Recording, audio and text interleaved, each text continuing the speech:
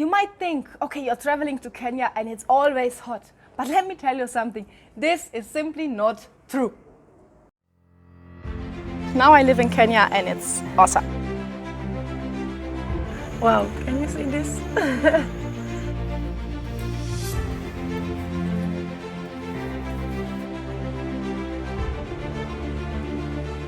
Yes, welcome back. So thank you so much for all your questions. So today's questions is all about, Sinja, when is the best time to travel to Kenya?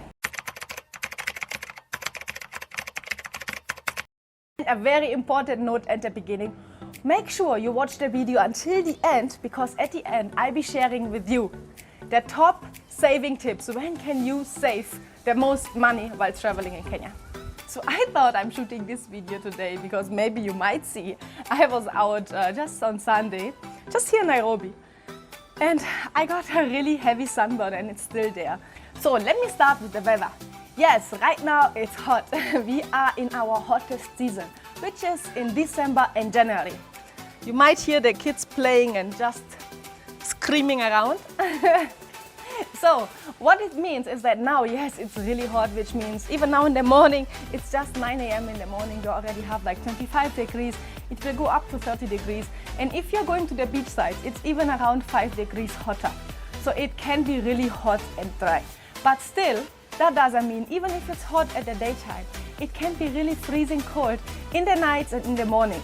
So even if you are coming in the hot season time, carry a jumper or a jacket, especially if you're going on safari, because you will have to wake up very early and you will see like, damn Sinja, what are you saying it's hot? It is cold in the morning hours, in the night. Okay, let's keep moving. July and August are our coldest month, and I'm living here since more than 6 years now, and for me it's really cold. But of course you don't need a winter jacket. It's still around like maybe 10, 15 degrees or 20 sometimes. But for us here, we freeze, or I do. So now, it does not only depend on the weather, if it's hot or cold. It also depends on the raining season. We have different raining seasons in Kenya. We have actually two. So one is starting, which is our big raining season, in March, April and May. Maybe if you're on the coastal rains are also around June. Then the second one, we have it, depends. It usually starts middle of November, beginning of December. But you know, with the weather and the rain, you never know what's happening. Like, I don't know. Just recently it has been raining in January and it's not at all raining time. So you can never predict rain. But of course, if it rains in Kenya, it can be raining, like especially the big one, it can be raining day and night. So if you're coming here and you're not a fan of rain, I would not advise you at all to travel around March or April. Then another point is, apart from the rain and the weather, we have natural events in Kenya. Maybe you have heard about the wildebeest migration, where over 1.5 million wildebeest are crossing all the way from Tanzania up to Kenya.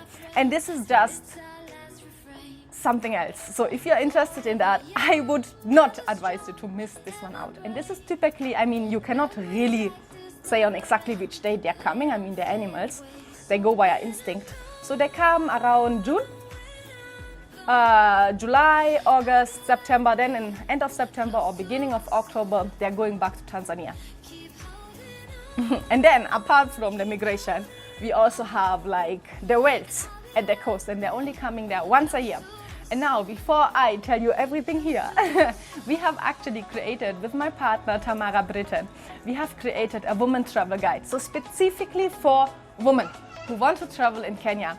And there we answer all your questions and everything you need to know. And of course as well, you can reach out to us directly there and we can help you planning your trip. So now, of course, we have different seasons in Kenya depending on the time you're coming.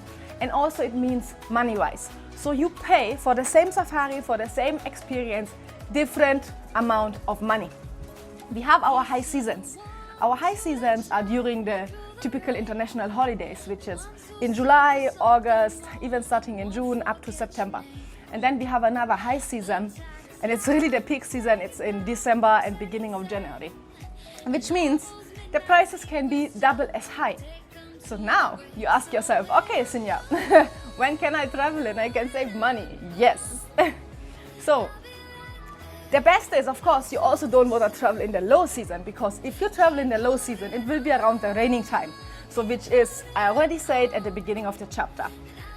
So now, the trick here, if you are free and if you are available and you can travel anytime, you can travel directly after the peak season and before the low season starts. We call it the mid-season.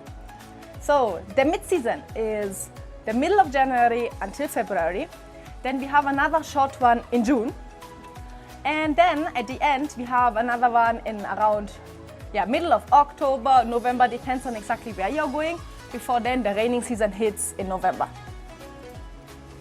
So if you have any more questions, you're like, yeah, Sinja, I need you. I can help you to organize your travel, your safari. Any questions you have, just drop down your question in the comment section and I will answer it in my next video.